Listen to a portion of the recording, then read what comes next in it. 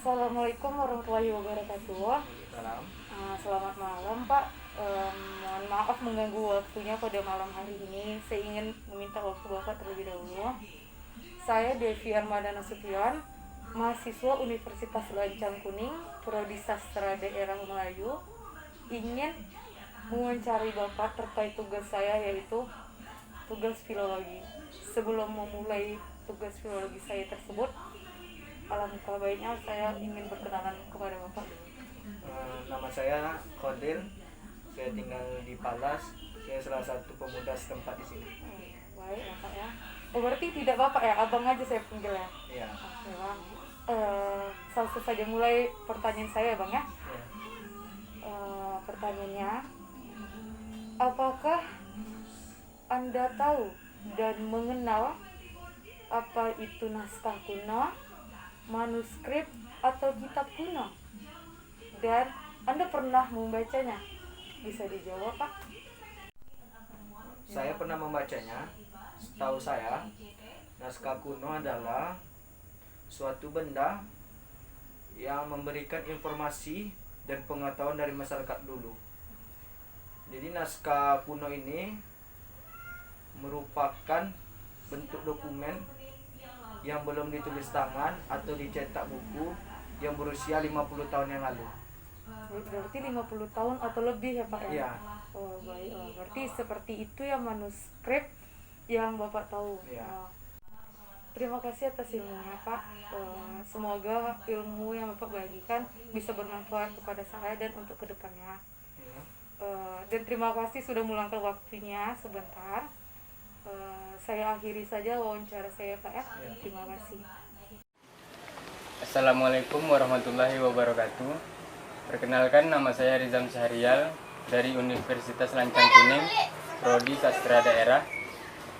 Hari ini saya ingin mewawancarai Bapak Zulkifli Z mengenai tugas filologi saya. Tahukah Bapak isi dari naskah kuno atau manuskrip? Saya cuma pernah mendengar naskah-naskah kuno, tapi kalau ditanya tentang tahu isi secara konkret atau tahu persis, saya kurang memahami. Demikian. Ya. Kalau yang tulisan-tulisan kuno gitu, Bapak tahu? Ya.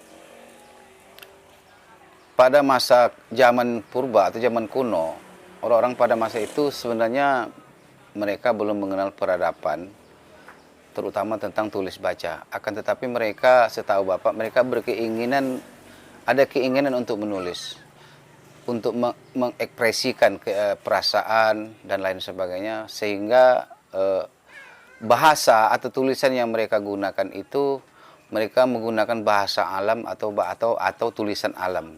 Seperti contohnya begini, mereka ingin menuliskan, ingin menceritakan tentang suatu kerajaan. Mereka akan membuat gambar mahkota atau gambar istana, atau mereka mungkin sedang berburu, ingin menceritakan tentang kegiatan berburu. Mereka akan menuliskan gambar panah dan gambar hewan. Demikian. Itu yang sepengetahuan Bapak.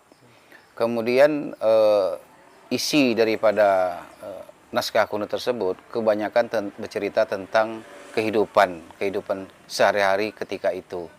Mungkin bercerita tentang suatu kerajaan pada zamannya, mungkin bercerita tentang perburuan, mungkin bercerita tentang pertapaan. Makanya kadang-kadang kita jumpai di dinding-dinding gua, kita jumpai guratan-guratan, bukan tulisan, guratan-guratan. Ada guratan-guratan yang bercerita tentang barangkali ada seseorang yang dianggap sakti sedang bertapa atau sedang bersembunyi dan lain sebagainya. Ada yang bercerita tentang itu tadi, bercerita tentang nelayan, mencari ikan dan lain sebagainya. Dan itu mereka gambarkan, mereka tulis dengan bahasa alam. Barangkali kalau mereka sedang mencari ikan, mereka akan buat gambar ikan seperti itu. Kalau mereka ingin bercerita ingin menyebutkan kaki, mereka akan menuliskan gambar kaki. Demikian yang saya ketahui. Terima kasih. Terima kasih Pak atas waktu yang telah Bapak luangkan. Ya, sama-sama. Saya pamit. Assalamualaikum warahmatullahi wabarakatuh. Waalaikumsalam. Assalamualaikum warahmatullahi wabarakatuh. Perkenalkan, nama saya Habibur Zikri. Saya berasal dari kelompok 5. Nama Ridwan, umur 48 tahun, pekerjaan dosen, kompesnya di Fakultas Ilmu Budaya, berdakwah. Kemudian pertanyaannya adalah, apakah manfaat dari naskah kuno? Sebutkan alasannya. Manfaat naskah kuno itu adalah mampu menggali ya, nilai-nilai kehormatan, baik dalam bentuk ajaran, dalam bentuk pemikiran, tuntunan, adat istiadat, itu dituangkan dalam bentuk naskah, baik melalui sastra dan lain sebagainya. Semuanya ada di naskah. Apapun terjawab, hukum, aturan, semuanya di naskah ada. Jadi begitulah kecerdasan para alim ulama dahulu untuk menuangkan aturan undang-undang baik dalam keagamaan, kenegaraan, bermasyarakat, ya, yang akan menaikkan kehormatan nilai dan menjauhkan martabat dari kerendahan, dituangkan dalam bentuk naskah. Naskah itu ada semua. Assalamualaikum warahmatullahi wabarakatuh. Waalaikumsalam warahmatullahi wabarakatuh. Perkenalkan, nama saya Muhammad Dandi. Saya dari kelompok 5. Saya berasal dari Universitas Lancang Kuning. Di sini saya telah bersama narasumber dengan saudara Diki Kunia. Terima kasih telah menyempatkan waktunya. Ya, sama-sama.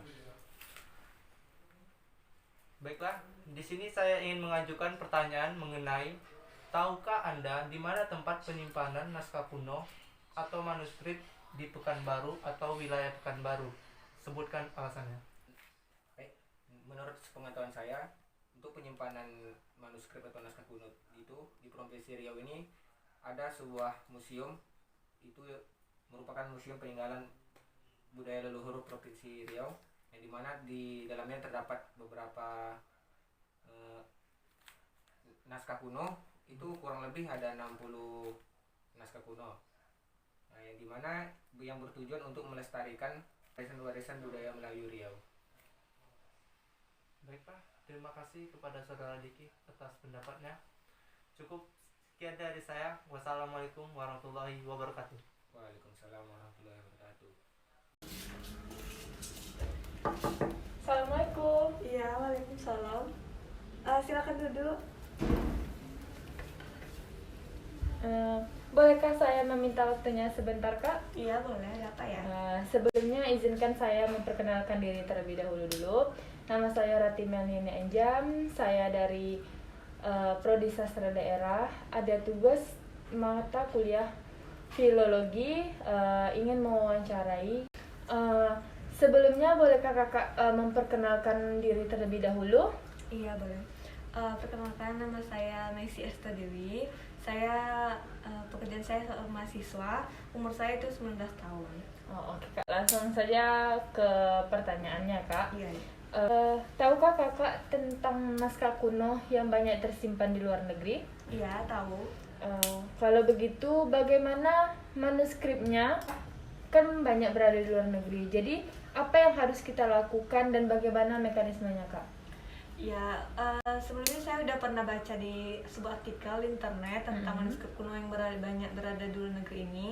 Itu menurut saya kenapa banyak berada di luar negeri itu karena kurangnya kesadaran masyarakat kita yang membuat banyak manuskrip ini berada di tangan kolektor, bahkan dibeli oleh orang-orang negeri, dan kurangnya pewaris kebudayaan kita tentang betapa besarnya nilai manuskrip kuno ini. Tapi ada perlu kita syukuri dengan naskah-naskah kuno yang tua ini yang berada di luar negeri itu dirawat, bahkan di bawah seperti dibeli oleh mereka. Dan saat ini sepertinya Manasa dengan pihak terkait itu sedang merintis digitalisasi manuskrip kuno ini. Walaupun nanti yang dibawa ke negara kita ini bukan yang asli, tidak apa-apa. Yang penting orang-orang luar negeri sana masih menganggap bahwa manuskrip kuno ini masih milik negara kita. Oke. Berarti tidak masalah ya Kak, Iya. walaupun manuskrip masih ada di luar negeri, yang iya. setidaknya kita masih bisa melihatnya ya Kak, dan masih dan tetap dan peneliti pun masih bisa untuk meneliti walaupun bukan yang asli nantinya sih. oke.